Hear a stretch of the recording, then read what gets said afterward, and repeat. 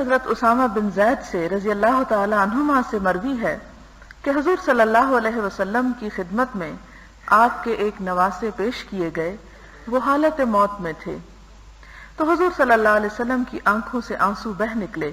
حضرت سعد نے عرض کیا، یا رسول اللہ صلی اللہ علیہ وسلم، یہ کیا؟ یعنی آپ بھی روتے ہیں؟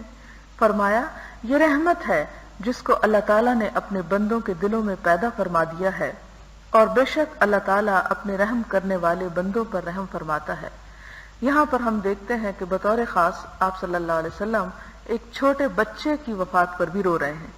عموماً ہمارے ہاں جب سوگ کیا جاتا ہے تو جوان کی موت پر زیادہ کیا جاتا ہے، اور بچہ اگر کوئی فوت ہو جائے تو اس پر کوئی روتا نہیں یا اس پر کوئی آنسو نہیں بہاتا سوائے اس کے جو ماں ہے یا باپ ہے۔